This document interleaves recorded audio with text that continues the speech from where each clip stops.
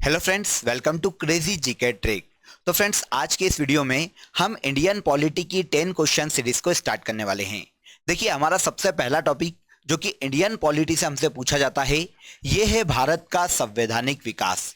देखिए, जब भारत के संविधान का निर्माण हुआ था तो उसके पहले शासन को चलाने के लिए ब्रिटिश पार्लियामेंट के द्वारा काफी सारे एक्ट लाए गए थे, जो कि भारत को सुचारू रूप से चलाने के लिए या भारत के शासन को चलाने के लिए लाए गए थे। वो एक्ट आगे चलकर डायरेक्टली या इनडायरेक्टली इंडियन जो संविधान सभा है उसके द्वारा एडॉप्ट किए गए और भारतीय संविधान का आधार बने। अब हम देख लेते हैं कि यहां से कैसे क्वेश्चन एग्जाम में पूछे जाते हैं और कौन कौन से क्वेश्चन आ सकते हैं। लेट्स सी, देखते हैं। हम 10 क्वेश्चन को यहां पर डिस्कस करेंगे। इसे हम दो पार्ट में डिवाइड करके पढ़ने वाले हैं। सबसे पहले पार्ट में देख लेते हैं कि कौन से इंपॉर्टेंट 10 क्वेश्चन हमको एग्जाम में देखने को मिल सकते हैं। तो देखिए फ्रेंड्स, सबसे पहला क्वेश्चन यहां पर, किस अधिनियम द्वारा कंपनी के सदस्यों व कर्मचारियों के वेतन भारतीय राजस्व से दिए जाने का प्रावधान किया गया था? मतलब पूछा गया है कि कौन सा ऐसा एक्ट ब्रिटिश पार्लियामेंट के द्वारा लाया गया था जिसके आधार पर जो कंपनी के सदस्य और कर्मचारी थे, जितने भी कर्मचारी थे, उनके वेतन भारतीय राजस्व से दिए जाने लगे। तो बहुत ही सिंपल इसका आंसर है, यह एक्ट है 1793 का चार्टर अधिनियम। 1793 का चार्टर अधिनियम। इस अधिनियम के द्वारा क्या किया गया था कि जितने भी कंपनी के भारत में कर्मचारी और सदस्य हैं, उनके वेतन भत्तों को अब भारतीय राजस्व से दिए जाने का प्रावधान किया गया। इसके पहले ये जो वेतन भत्ते थे, ये ब्रिटिश पार्लियामेंट के द्वारा ब्रिटिश गवर्नमेंट के फंड में से दिए जाते थे। ब्रिटेन से आता था पैसा इनका, लेकिन अब भारत का जो राजस्व है वहीं से इनका वेतन दिया जाने लगा। कौन सा एक्ट है? इंपॉर्टेंट है, याद रखिएगा, 1793 का एक्ट। अब ये एक्ट लाया गया था और इस एक्ट के द्वारा क्या किया गया था कि कंपनी का जो शासन था भारत में, उन्हें व्यापार पर और राजनीति पर जो अधिकार है उसको 20 वर्षों के लिए बढ़ाया गया था। सबसे पहली बार 1773 के रेगुलेटिंग एक्ट में कंपनी को 20 वर्षों के लिए भारत में व्यापार और राजनीतिक एकाधिकार दिए गए थे, और उसके 20 वर्षों के बाद लाया गया था 1793 का चार्टर एक्ट, और कंपनी के राजनीतिक और व्यापारिक एकाधिकार को एक बार फिर से 20 साल के लिए बढ़ा दिया गया था। एक्ट याद रखिएगा, बहुत ही इंपॉर्टेंट एक्ट है। तो यहां पर आंसर मिल जाता है हमको इजीली, आंसर ए। इजी था। दो फैक्ट मैंने आपको यहां पर बताए, याद रखिएगा। सबसे पहला क्या है? कंपनी के सदस्य और कर्मचारियों के वेतन भारतीय राजस्व से दिए जाने का प्रावधान 1793 के एक्ट के द्वारा किया गया, और इसके अलावा कंपनी के व्यापारिक और राजनीतिक एकाधिकार को आगे 20 वर्षों के लिए एक बार फिर से बढ़ाया गया था 1793 के एक्ट के द्वारा। इस एक्ट के द्वारा ब्रिटिश ईस्ट इंडिया कंपनी को भारत में एक और पावर मिला था कि वो किसी भी अन्य कंपनी को भारत में व्यापार की अनुमति दे सकती है। यह पावर भी ब्रिटिश ईस्ट इंडिया कंपनी को 1793 का एक्ट देता है। 3 प्रावधान हो गए, याद रखिएगा, एग्जाम में पूछे जा सकते हैं, इसीलिए मैंने आपको तीनों बता दिए। नेक्स्ट क्वेश्चन पे आते हैं, देख लेते हैं नेक्स्ट क्वेश्चन क्या पूछा जा सकता है। देखिए, किस अधिनियम द्वारा कलकत्ता को भारत की राजधानी बनाया गया था? सबसे पहली बात, कलकत्ता को इंडिया की कैपिटल बनाया गया था फ्रेंड्स, और यह एक्ट था 1784 का पिट्स इंडिया एक्ट। 1784 के पिट्स इंडिया एक्ट के द्वारा सबसे पहली बार कलकत्ता को भारत की कैपिटल बनाया गया था। और इस एक्ट के द्वारा एक और इंपॉर्टेंट प्रावधान देखने को मिलता है, वो है ड्यूल गवर्नेंस, मतलब द्वैत शासन। सबसे पहले तो इसका आंसर ले लेते हैं। आंसर कौन सा हो जाएगा? Answer B. 1784 के पिट्स इंडिया एक्ट के द्वारा कलकत्ता को सबसे पहली बार भारत की कैपिटल बनाया गया, और इसी एक्ट के द्वारा पहली बार भारत में द्वैध शासन देखने को मिलता है, ड्यूल गवर्नेंस देखने को मिलती है, और इसकी शुरुआत होती है बंगाल से। क्या होता है कि ये जो एक्ट ब्रिटिश पार्लियामेंट के द्वारा लाया जाता है, इसके द्वारा भारत में ब्रिटिश कंपनी के राजनीतिक और व्यापारिक जो कार्य हैं उनको अलग अलग कर दिया जाता है। पहले मिक्स रहते हैं और एक ही बॉडी उनको संभालती, लेकिन अब दोनों को संभालने के लिए दो अलग अलग बॉडी का निर्माण किया जाता है। कौन कौन सी? एक थी बोर्ड ऑफ डायरेक्टर्स, जो कि कंपनी के व्यापारिक मामले देखती थी, मतलब ट्रेड से संबंधित मामले देखती थी। सेकेंड बॉडी बनाई गई बोर्ड ऑफ कंट्रोल। ये कंपनी के राजनीतिक मामलों को देखने वाली एक बॉडी थी। अब दो बॉडी निर्मित हो गई, इसे कहा जाता है द्वैध शासन, मतलब ड्यूल गवर्नेंस। पहली बार भारत में बंगाल से इसकी शुरुआत हुई थी, याद रखिएगा। हालांकि ये दोनों ही जो बॉडी थी वो ब्रिटेन में रहकर वर्क करती थी, लेकिन बोर्ड ऑफ डायरेक्टर्स कंपनी के व्यापारिक मामले देखने लगे 1784 के पिट्स इंडिया एक्ट के बाद, और इसके अलावा बोर्ड ऑफ कंट्रोल कंपनी के राजनीतिक मामले देखने लगे। तो 1784 के पिट्स इंडिया एक्ट के द्वारा भारत में पहली बार ड्यूल गवर्नेंस बंगाल से देखने को मिलती है। याद रहेगा, इजी है, यहां पर आपको अब कोई भी कंफ्यूजन नहीं होगा। और इसके अलावा पहली बार पिट्स इंडिया एक्ट 1784 के द्वारा ही कलकत्ता को भारत की पहली बार कैपिटल बनाया गया था। इजी था। चलिए आगे बढ़ने से पहले एक बहुत ही इंपॉर्टेंट अपडेट दे देता हूं। देखिए, क्रेजी जीके ट्रिक की रूट एप्लीकेशन पर एसएससी की एक टारगेट बैच शुरू हो गई है। अगर आप में से कोई भी इंटरेस्टेड है तो आप इस बैच को ज्वाइन कर लीजिए। इसके लिए आपको करना क्या होगा, प्ले स्टोर से जाकर आप रूट एप्लीकेशन को डाउनलोड कर लीजिए, वहां पर आपके लिए फैसिलिटी अवेलेबल है। अगर आप मुझसे इंडिविजुअली पॉलिटी पढ़ना चाहते हैं तो वो फैसिलिटी भी आपको रूट एप्लीकेशन में दी गई है। तो पहली प्रायोरिटी आपकी यही होना चाहिए कि आप प्ले स्टोर से रूट एप्लीकेशन को डाउनलोड कर लीजिए। वहां पर आपको काफी सारी फ्री चीजें भी अवेलेबल हैं, आप उसका भी फायदा उठा सकते हैं। चलिए नेक्स्ट क्वेश्चन पर आ जाते हैं। आगे देख लेते हैं अधिनियम से और कौन से क्वेश्चन पूछे जा सकते हैं। तो देखिए, निम्नलिखित में से किस अधिनियम में कलकत्ता में सर्वोच्च न्यायालय की स्थापना का प्रावधान किया गया था? पहली बार भारत में कलकत्ता में सर्वोच्च न्यायालय की जो स्थापना की गई थी फ्रेंड्स, वो की गई थी सबसे पहली बार 1773 के रेगुलेटिंग एक्ट के द्वारा।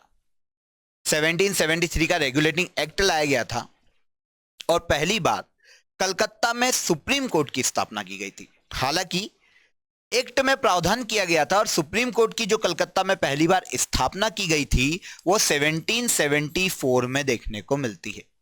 पहली बार सुप्रीम कोर्ट की स्थापना, यहां पर जो सुप्रीम कोर्ट की स्थापना की गई थी रेगुलेटिंग एक्ट 1773 के द्वारा, नॉर्मली 4 न्यायाधीश नियुक्त किए गए थे पहली बार। ठीक है, सबसे पहले मुख्य न्यायाधीश थे कलकत्ता के सुप्रीम कोर्ट के, जिनका नाम था एलिजा इम्पे, और इसके अलावा 3 अन्य न्यायाधीश भी देखने को मिलते हैं जिनका नाम है चैम्बर्स, स्टीफन और जॉन हाइट। तो 3 अन्य न्यायाधीश देखने को मिलते हैं और एक मुख्य न्यायाधीश देखने को मिलते हैं। चारों नाम याद रखिएगा, इंपॉर्टेंट है, एग्जाम में पूछे जा सकते हैं, इसीलिए मैंने आपको चारों नाम बता दिए। तो पहला जो क्वेश्चन याद रखना है वो क्या है कि पहली बार भारत में कलकत्ता में सुप्रीम कोर्ट की स्थापना रेगुलेटिंग एक्ट 1773 के द्वारा की गई थी। एक मुख्य न्यायाधीश थे, 3 अन्य न्यायाधीश थे।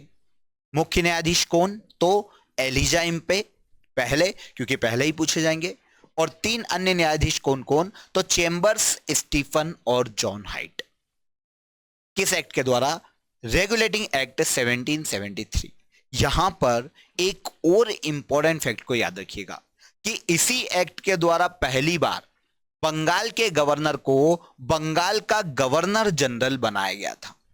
पहले बंगाल के गवर्नर होते थे, पहली बार बंगाल के गवर्नर को बंगाल का गवर्नर जनरल बनाया गया था। इंपॉर्टेंट है, जनरल बनाया गया था। किस एक्ट के द्वारा?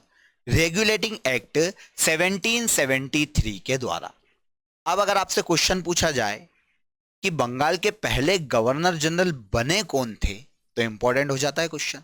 ये थे बहुत ही इंपॉर्टेंट व्यक्ति जिनका नाम है लॉर्ड वॉरेन हेस्टिंग।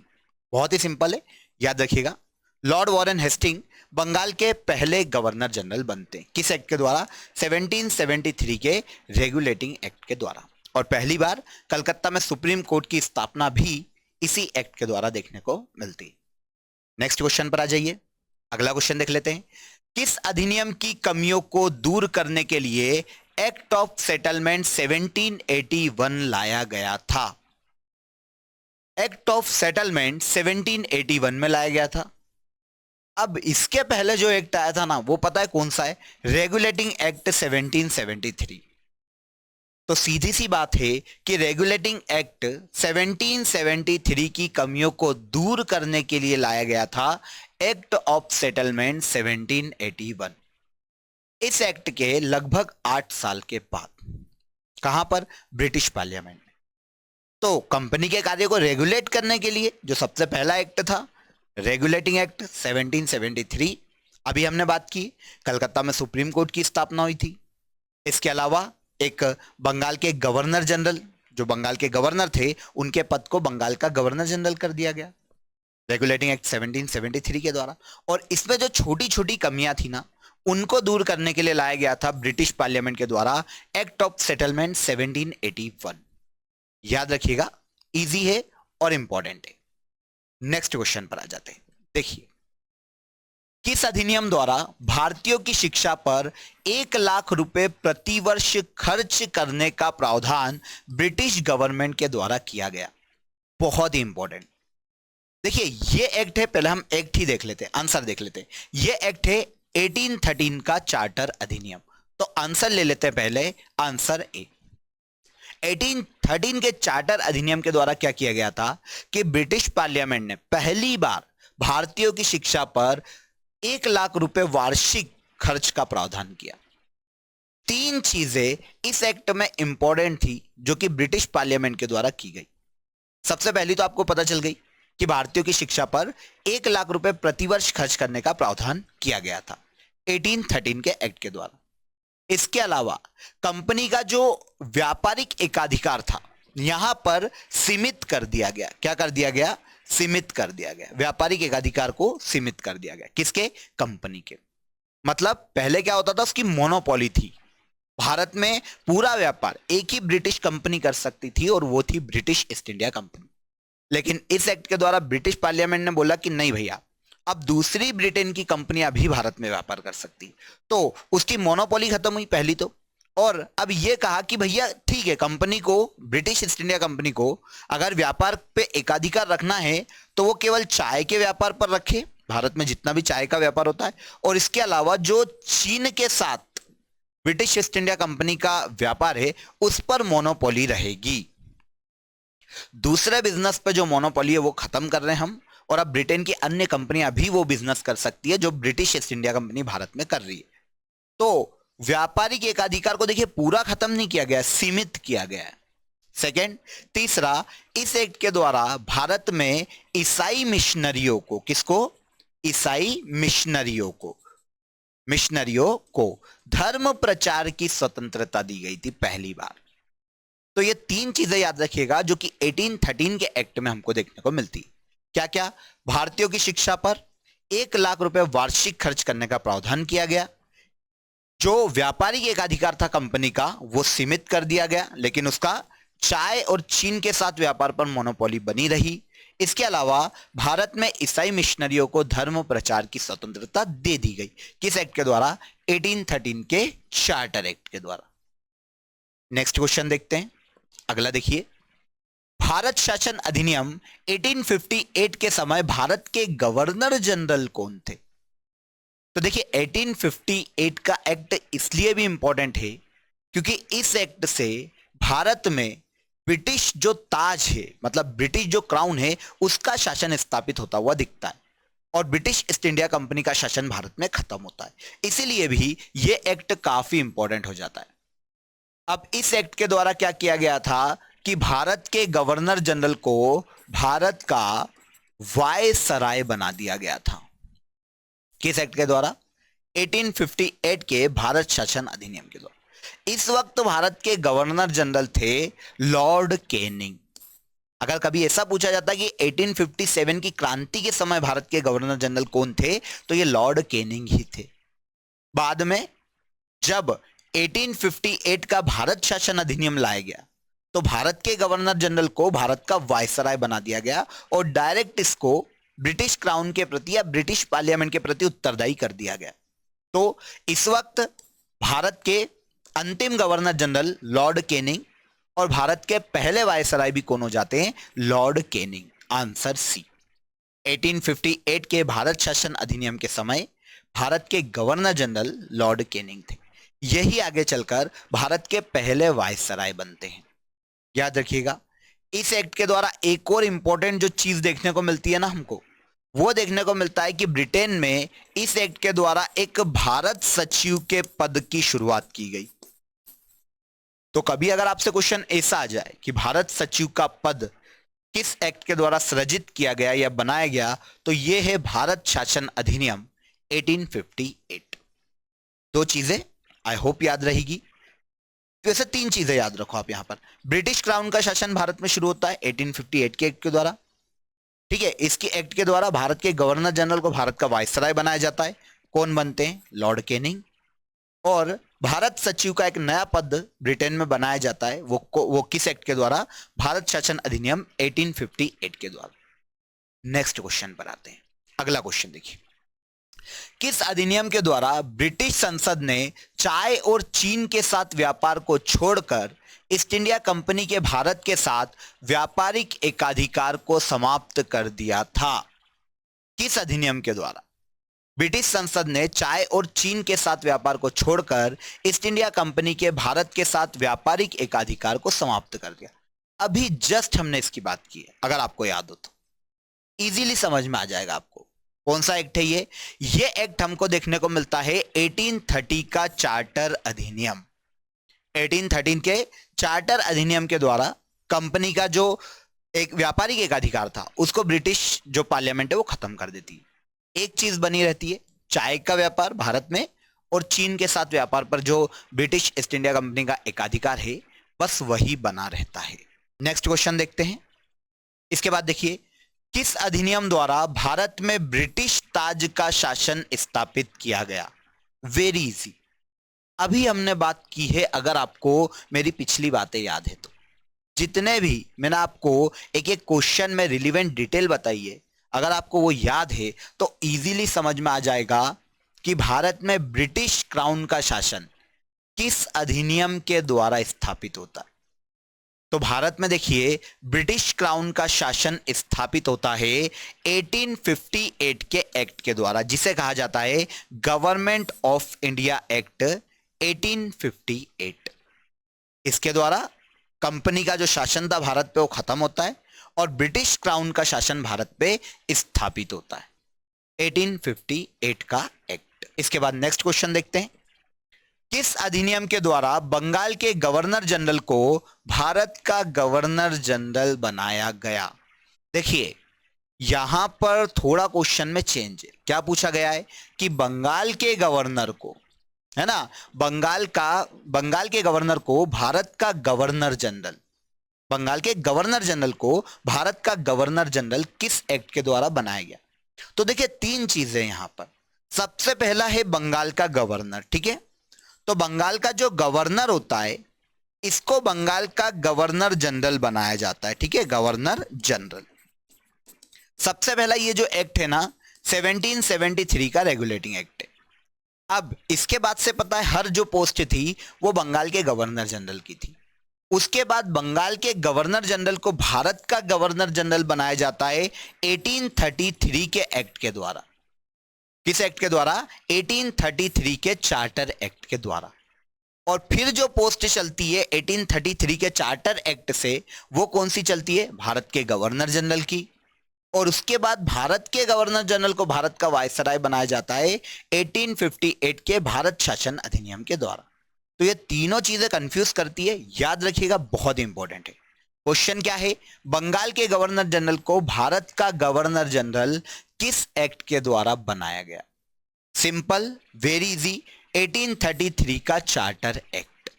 आंसर हो जाता है आंसर बी। देखिए क्वेश्चंस पे पहले तो क्वेश्चन पर ध्यान दीजिए। क्वेश्चन अगर समझ में आ गया तो आंसर बहुत ही इजीली समझ में आ जाएगा। नेक्स्ट क्वेश्चन देखते हैं कि नेक्स्ट क्वेश्चन क्या पूछा गया है। देखिए, किस अधिनियम के द्वारा कंपनी के सारे व्यापारिक एकाधिकार को समाप्त कर दिया गया था? तो देखिए 1813 का जो एक्ट लाया गया था, 1813 के एक्ट में कंपनी के व्यापारिक एकाधिकार को सीमित किया गया था। चाय और चीन के साथ जो व्यापार था वो बना रहा, लेकिन आगे चलकर 20 साल बाद 1833 का एक्ट लाया गया। जिसकी अभी हमने बात की थी। इस एक्ट के द्वारा ही बंगाल के गवर्नर जनरल को भारत का गवर्नर जनरल बनाया गया था। ये जो एक्ट है 1813 के एक्ट के 20 साल बाद लाया गया था। अब 1833 के एक्ट में क्या किया गया कि कंपनी के जितने भी व्यापारिक एकाधिकार है उसको पूरी तरह से समाप्त कर दिया गया, लेकिन उसके राजनीतिक एकाधिकार वैसे की वैसे बने रहे। देखिए 1813 के एक्ट में सीमित हुए थे, चाय और चीन के साथ जो व्यापार था वो बना रहा, लेकिन यहां पर आकर वो भी छीन लिया। अब उसके व्यापारिक एकाधिकार पूरी तरह समाप्त। तो देखिए सीमित होना और समाप्त होना दोनों में डिफरेंस है। सीमित किए गए थे 1813 के एक्ट के द्वारा, समाप्त किए गए हैं 1833 के एक्ट के द्वारा। तो अब आंसर मिल गया हमको। 1833 का चार्टर अधिनियम है ऐसा अधिनियम जिसके द्वारा भारत में कंपनी के व्यापारिक एकाधिकार को समाप्त कर दिया गया था।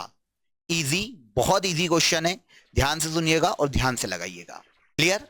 तो देखिए यहां पर हमने 10 क्वेश्चन डिस्कस किए। आई होप आपको इजीली समझ में आए होंगे। वैसे तो देखिए एक बार आप कॉन्सेप्ट समझ लेंगे ना तो आपको हर क्वेश्चन समझ में आएगा। ऐसा कुछ बना ही नहीं है जो कि हमको समझ में ना आए। इसीलिए क्वेश्चन ध्यान से सुनिए, उसके बाद ऑप्शन पे जाइए। क्लियर? तो देखिए भारत के संवैधानिक विकास का पार्ट 1 हमने यहां पर डिस्कस किया है। पार्ट 2 भारत के संवैधानिक विकास का हम नेक्स्ट वीडियो में डिस्कस करेंगे। तब तक अपना ख्याल रखिए। अगर आपने अभी तक हमारे चैनल को सब्सक्राइब नहीं किया है तो चैनल को सब्सक्राइब कर लीजिए। वीडियो को लाइक और शेयर करना भी मत भूलिएगा। फिर मुलाकात होगी नेक्स्ट वीडियो में। बने रहिए हमारे साथ। जय हिंद।